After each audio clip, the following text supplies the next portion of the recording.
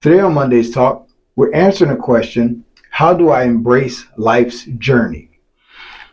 In our world, we all are on a journey. We're all on a path. We all have somewhere we're going, somewhere we're coming from, and everything in between.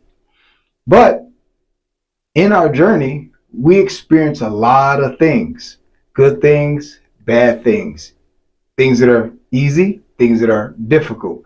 Uh, we meet people that make us happy. We meet people that make us mad. We meet things that are not so challenging, and we meet things that are very, very challenging. Things that make us, excited with anticipation, and things that we really don't want to have to be bothered with. That we are know that we have to be bothered with it, but we will delay so that we don't have to go through it. But since we always deal with these topics from a practical and spiritual standpoint, today we're going to actually be coming from the book of Genesis. And we're going to be talking about a person named Abraham. Now, as always, we don't read the verses except for certain times, but I give them to you as an option to go and study them yourself. But Abraham in particular, we're not going to be doing this because his life is covered through Genesis chapter 11 through chapter 25. So, no, we're not going to do that. But we are going to touch on the topic of Abraham because he had a journey that he went on. He went on life's journey, and he had to deal with multiple things in the process. And like us, he didn't do so perfect, but he came out on top. And Abraham, he actually is one who's noted as a father of faith, right? He's known as one who has a hero. But just like every human, he had to face difficult challenges. And one of the things that he did that would be negative, that people don't even know, even of the Christian faith sometimes, he actually doubted God. He actually lied. He actually disobeyed. And he actually took things into his own hands at a different point in his life. While on his journey, the journey that God actually called him on. And what does that say? Does that make him a horrible person? No, it makes him human, just like all of us. It's so easy to look at other people and make them a hero. We look at celebrities, we look at people of the past who done mighty and wonderful things.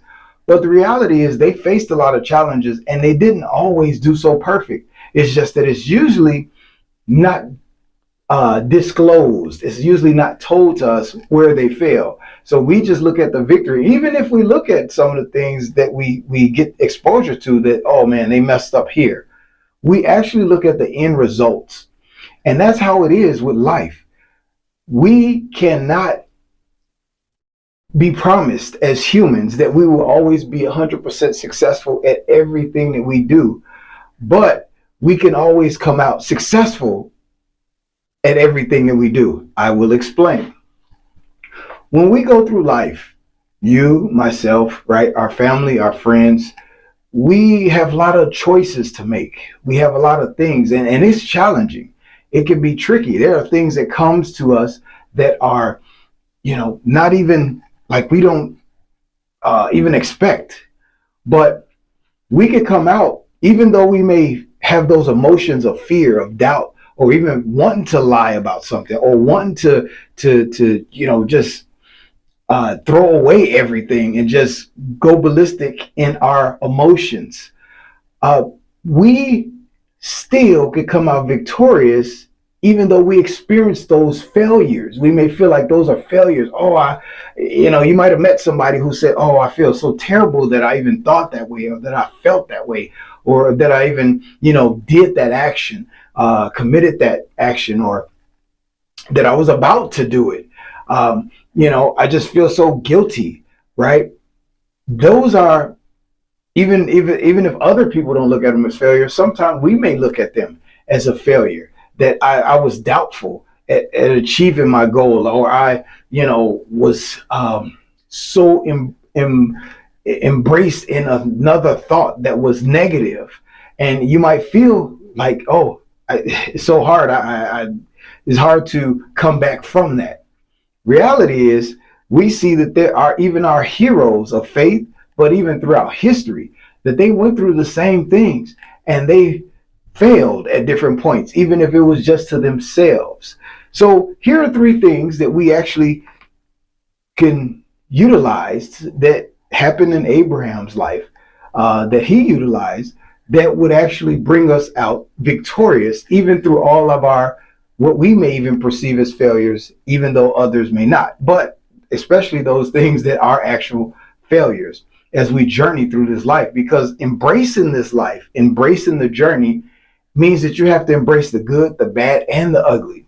So that just really boils down to, we have to be real with who we are and where we are.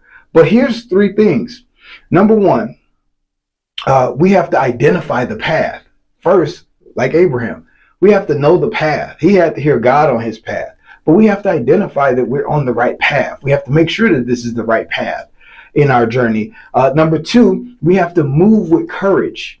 We can't just sit idle and, like, well, I messed up, so let me just stop. Let me just give up. Let me just quit this journey. It's too hard to continue on.